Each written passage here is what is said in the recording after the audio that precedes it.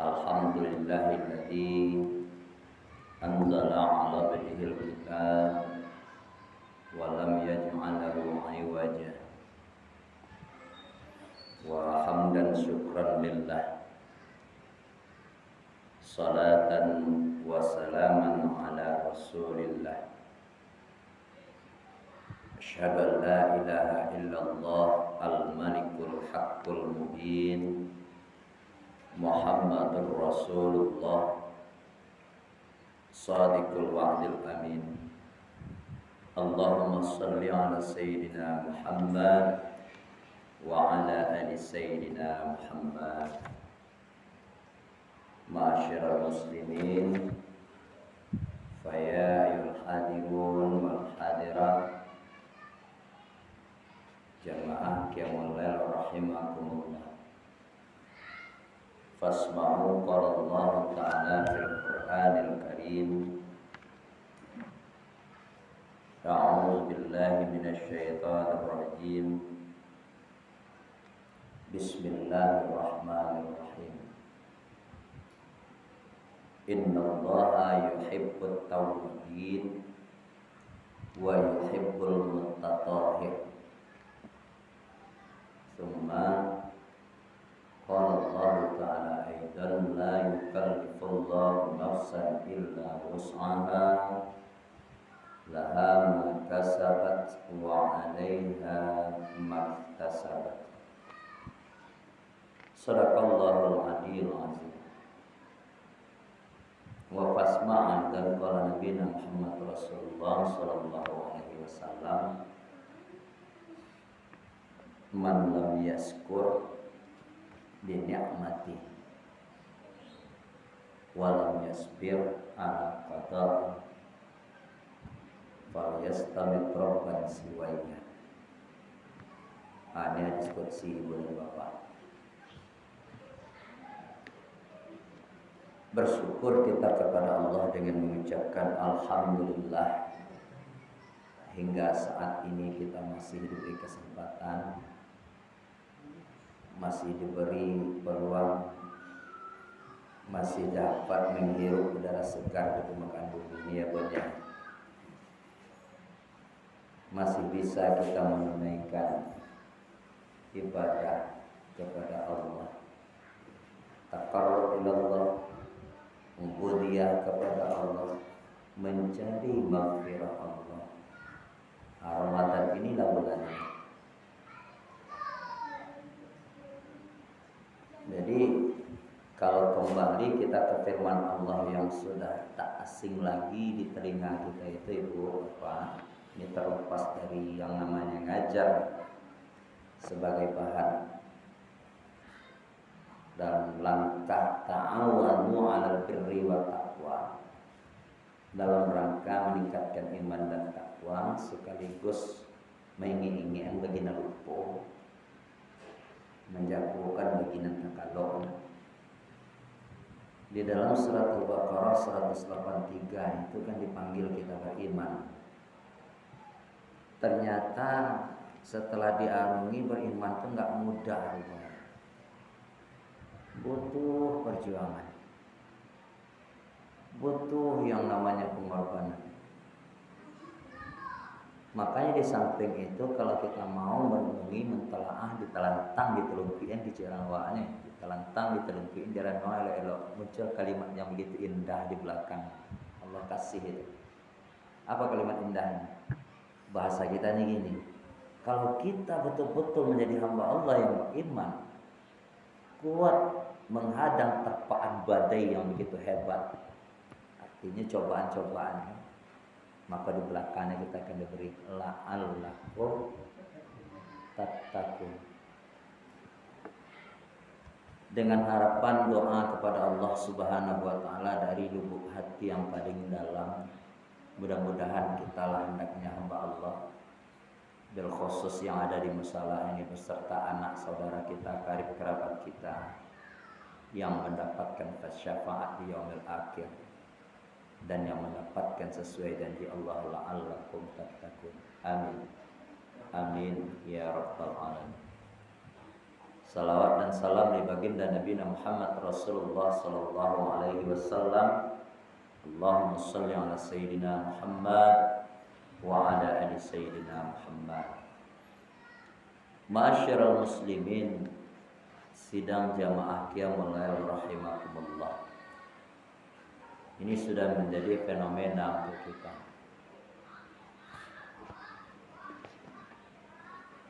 Puasa jalan, ibadah 5 waktu tetap jalan. Ada yang tidak jalan di antara keduanya. Antara ibadah puasa dengan ibadah salat, kalau kita mau kembali belajar buka-buka dalam kitab fikih ibadah itu erat sekali hubungannya berapa. Di kampung-kampung atau anak muda kita udah lari sama dia tuh, Mak. Dia biarlah mengajarkan puasa, alimoka tuh ditinggalnya. Dia tidak mau seperti itu. Logikanya gini, sesuai jumhur para ulama, 4 mazhab itu menyampaikan akan lahir 2 kaidah nanti akan menjadi suatu dasar hukum untuk kita. Ini secara usul fikihnya. Pertama, apabila seorang hamba itu berpuasa, ya nah, di bulan Ramadan, kemudian dia puasa dilaksanakan, tapi sholatnya enggak, menganggap sholat itu bisa jadi suatu hal yang mungkin kesibukan lain, gitu. Nah, atau contoh dengan bermacam alasan lah, sibuklah inilah segala macam, karena betul-betul tidak dia laksanakan. Secara kaidah bahasa, orang ini jatuh kepada kital murtad. Ini dalam fikih ibadah sesuai dengan jumhur para ulama yang pertama dulu. Nah, terus muncul pertanyaan, bagaimana dengan puasanya? Sedangkan dari hukumnya saja dia sudah kedah dengan talak yang disebut dengan murtad. Yang pertama, bagaimana lagi kalau kita larikan kepada yang nama shaum? Yang kedua, ini kan bermacam cara kehidupan awak sesuai ya patah orang tua kita. Nah, ibu jawab Pak, kulli ra'sin itu ra'yun. Kepala aku hitam sana sama, tapi isi kok ada beda. Caranya mendekatkan dirinya itu kepada Allah macam regam. Di satu sisinya kencang ibadah, tapi maksiat kencang yo. Itu taktik dia tuh. Orang disuruh berbuat jujur, tapi dia nggak jujur. Ini contoh nih, kita nggak menyebut suatu objek, enggak. Kembali kita ke poin. Di bulan Ramadan dia tetap puasa.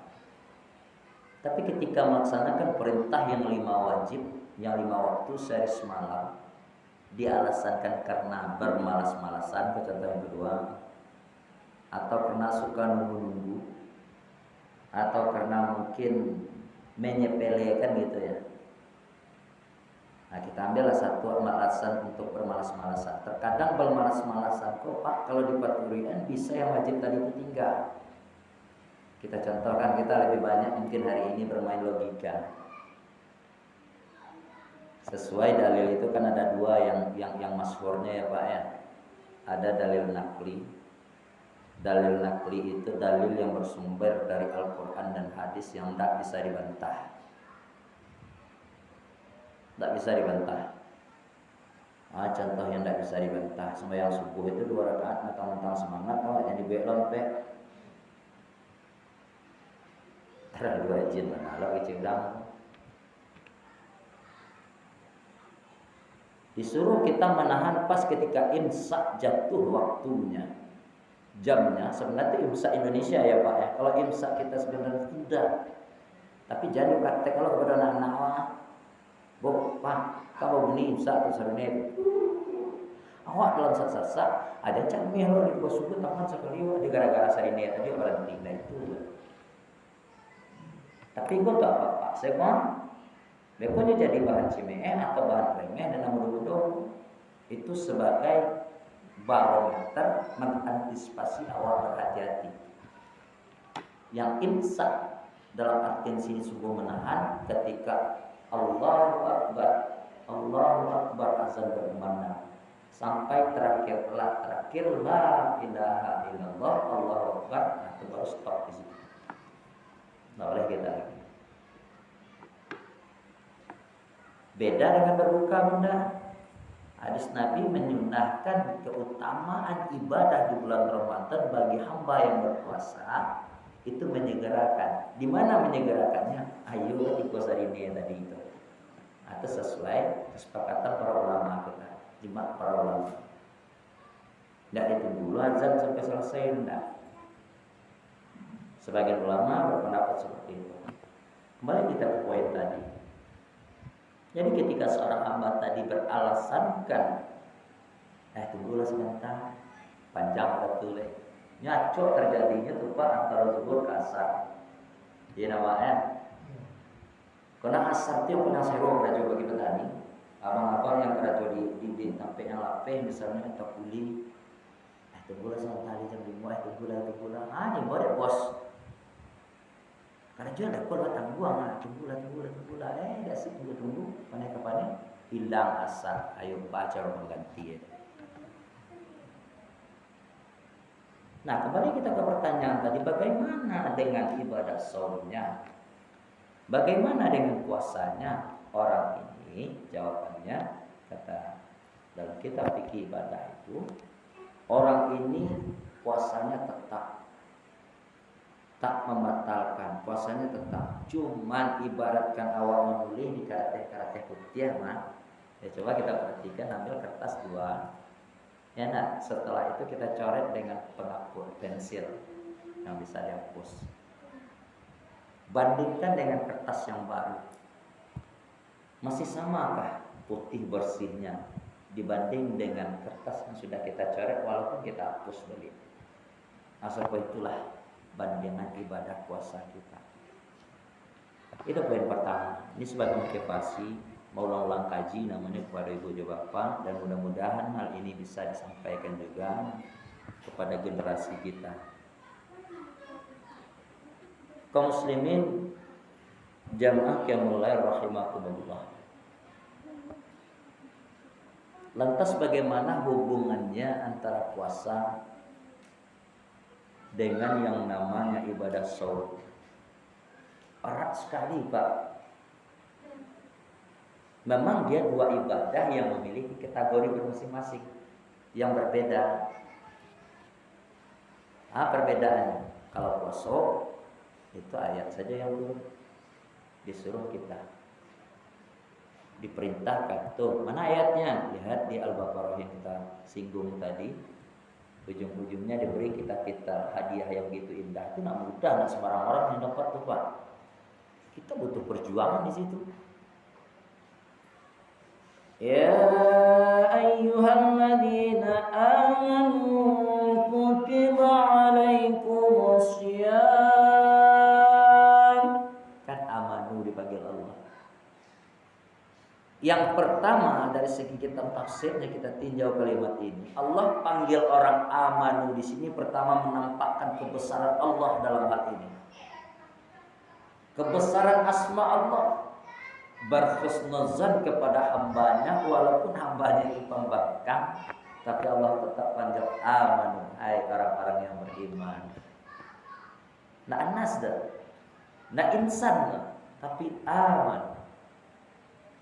Yang kedua alasan di dalam tafsir itu kenapa Allah panggil amanu di sini, hanya orang-orang yang beriman yang bisa dapat mengerjakan puasa. Jadi kalau seandainya mohon maaf buat Pak, kok ada kesan mengajar, kok kalau udah mau balik merenung ya Pak. Jadi di siang hari dia mengaku seorang hamba itu berpuasa, tapi dia bermaksiat. Matanya dia gunakan untuk melihat yang tidak. Apalagi sekarang zaman fitnah. Fitnah itu gampang, sembalik kemanapun kita pergi mudah dia ikut. Mencibuk lah bahasa orang kini dah. Kalau gitu mencibuk orang dulu ketahui ya Pak. Ini gampang sekali orang.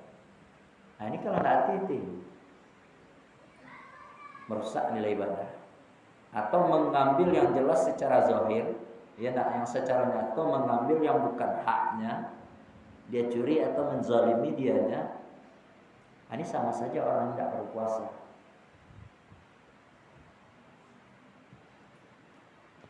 Sedangkan ibadah salat adalah betul-betul kaitan hubungan sarana transportasi komunikasi seorang hamba itu dengan Allah. Tujuannya sama-sama mendisiplin, Pak.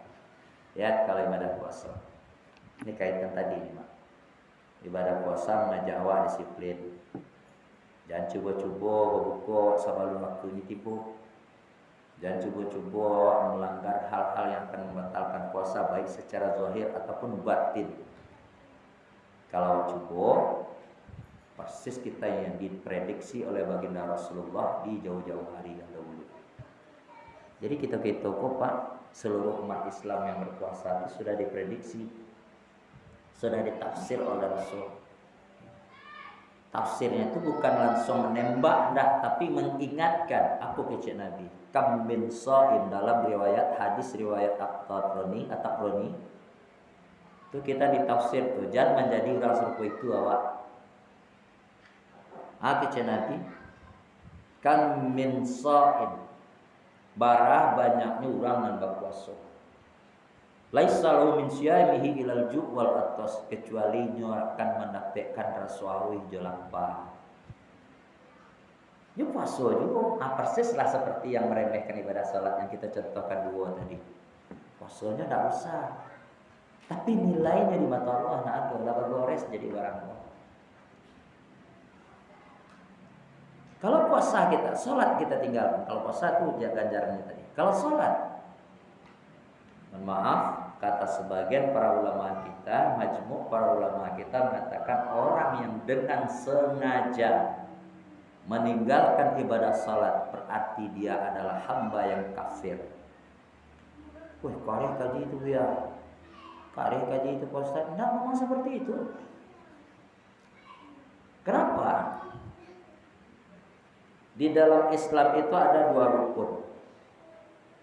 Pertama, dengan kajian Islam kita, yang pertama disebut dengan arkanul iman. Itu ya. Tidak. Kalau secara sekolah awak disebut rukun iman.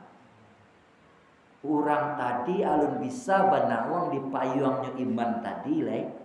Kalau ini ada menampuh yang namanya Islam. Di mana Islam itu terletaknya tentunya di arkanul Islam. Aku kunci, aku kaji yang mungkin, Pak. Nah, selama ini meremehkan sholat, berani meninggalkan, padahal sudah balik akil dan berakal. Dia belum bisa berada di bawah payungnya iman kalau dia belum menempuh yang namanya Islam. Itu masuk ke Islam. Menjadilah sebutan dengan arkanul Islam. Arkan itu jadi jamak dari rukun. Kalau kita nama raja kan rukun Islam.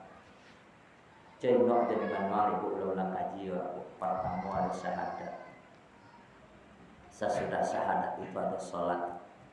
Tidak terpisah dia.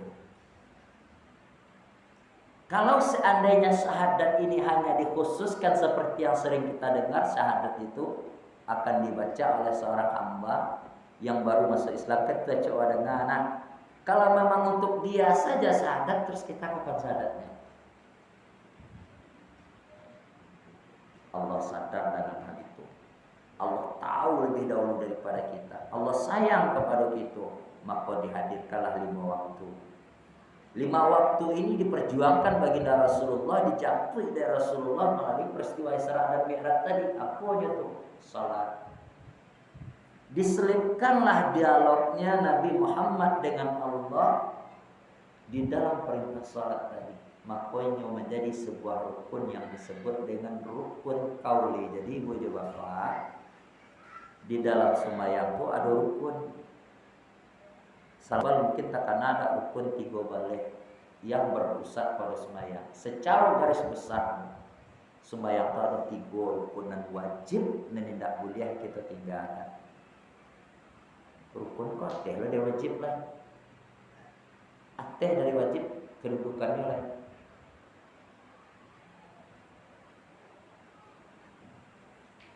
Pertama disebut rukun qalbi. qalbi yang bersangkut di hati ya Wak. Biasanya yang terselip di situ adalah niat. Jadi kalau orang sembahyang tak niat payah jadi ya. Memang betul tidak ada suruhan, tidak ada di hadisnya. Baca niat enggak, tapi niat itu kan sebenarnya penekanan tikot seorang hamba untuk mengerjakan sesuatu. Contoh, anak waktu olah jaleh kayaknya putih gua. Tapi nama orang tua itu kan ingin pula meyakinkan cucu, ingin cari baca anak meminta. Berarti oke ingin yakin baca anak berani minta. Nah, seperti itulah kira-kira niat. Yang kedua, rukun qauli. Rukun yang harus kita baca di dalam sembahyang. Jadi waktu sembahyang, Pak walaupun awak makmum, wak wajib membaca, wajib membaca surat Fatihah. Setelah surat Al-Fatihah, tahiyat, itu wajib tuh sampai salam. Nah, situ letak pengakuan kita tadi. At-tahiyatul mubarakatus shalawatut thayyibatu lillah. Ini enggak ada kilaf khilafiyah di sini enggak ada ya. Bermacam-macam pendapat, nada ini satu orang di sini. Seluruh mazhab bersatu ini. Makanya tahiyat setiap makmum, jangankan lagi imam, makmum wajib bacanya. Sampai nanti yang mengucapkan asyhadu an la ilaha illallah. Disitulah pengakuan awak kepada Allah ya wa hamba. Yang ketiga disebut rukun qalbi, fi'li. Apa itu fi'li? Gerakan. Ruku, i'tidal, sujud, itu tidak boleh kita tinggalkan. Nah, untuk itu Bapak kaum muslimin, jamaah yang melarang dirahmati Allah, erat sekali sebenarnya, banyak sebenarnya tentang kaitan antara sholat dengan puasa ini. Kalau sholat kita tinggalkan, jatuh kita kepada kafir. Kalau puasa kita tinggalkan, nah seperti itu tadi jadinya. Sama lah seperti seorang hamba yang tidak sebenarnya beriman. Jadi kita lihat di awal-awal tadi, orang yang bisa duduk di payungnya iman, ini harus menampung. Kesimpulan yang terakhir, yang jelas antara ibadah salat dengan ibadah saum, bahkan ibadah-ibadah yang 5 lainnya, puasa, zakat, ini segala macamnya, muaranya itu kepada iman. Jadi bagaimana mungkin seorang hamba beralasan ini tidak perlu, tidak mungkin. Tapi sepenting-pentingnya, setinggi-tingginya derajatnya puasa, zakat ini segala macam, dia tidak puasa mungkin karena ada sebabnya. Mungkin karena ada halnya, mungkin karena ada alasannya, tapi dia masih tetap orang yang beriman. Cukup puasa, sholat tidak di kerajaan, sembahyang tidak di kerajaan. Ya tidak, hari itu juga kita putus sebagai orang beriman. Kita contohkan ke barang yang berharga. Nyoganggam dengan 5 jari pak agama gue. Kalau logika insyaallah ke penutup kita. Pertama tadi syahadat. Ndak nyoba syahadat, nah, kita mulailah dari bawah, nah. Kan naik haji. Di lampehan orang pun naik haji dah. Ambon naik haji dah Pak Tim masih Islam. Hati-hati mau ingin banget haji. Kalau rezeki dan mau mesti tetap Islam. Ndak ada orang yang berani ngecek kafir. Karena sesuatu kok barang beragam, kita orang mewah, kita anggaplah HP yang paling mahal, itu gagap dengan 5 jari. Kita tetap Islam walaupun tidak haji. Yang kedua, zakat. Banyak orang Islam tidak berzakat pun. Apakah murtad dia? Tidak. Memang betul mungkin tidak ada yang kedizakatan, tapi bengkok untuk masalah fitrah jangan cari alasannya. Yang ditinjau, yang dituntut dalam hal ini fitrah, besok kita wajib masing-masing itu berzakat fitrah. Barometernya beko, tolak ukurnya betul-betul nak aduh nak dimakan naik. Mungkin ada sebuah keringanan roksok untuk orang. Tapi indahnya di nol Islam, walaupun ini nak berzakat, pun apa kelebihannya zakat fitrah yang kita maksud ya, dia adalah penerima zakat. Itu indahnya Pak.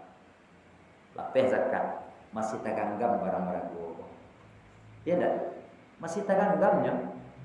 Kita cari yang kategori dari bawah. puasa. Ada orang Islam yang puasa, ada. Mohon maaf nenek mungkin lanjut umur besok lah memang nak tahu apa-apa nenek boleh nak puasa. Tapi nenek bisa bayar dia. Nenek kan bayar dia, tentu anaknya. Atau Pak musafir. Pertanyaannya apakah lepas sama Eko dari Islam? Apakah dia murtad? Enggak, dia masih tetap Islam. Tapi coba perhatian. Nomor ampe dari bawah sesudah yang perintah puasa atau sembahyang kita lepehan jatuh ke bawah saja. Seperti itulah kira-kira kalau kita tidak syahadat, kalau kita tidak sholat, apa yang kita genggam akan lepas semua, keluar kita dari Islam. Jadi nak kapi kecil ambo tadi saya dok. Disitulah rujukan asal muasal ulama kita mengatakan kita kafir kalau tidak melakukan sholat. Karena sholat adalah barang yang paling berharga dan itulah yang akan ditanya nanti ketika di alam kubur. Itulah Pak Bu tausiah kita hari ini, panjang tausiah tapi ceramah jadinya. Mudah-mudahan bermanfaat. Banyak maaf aku lupa astaghfirullah. Fastabiqul khairat wal yaum indamas shaum. Assalamualaikum warahmatullahi wabarakatuh.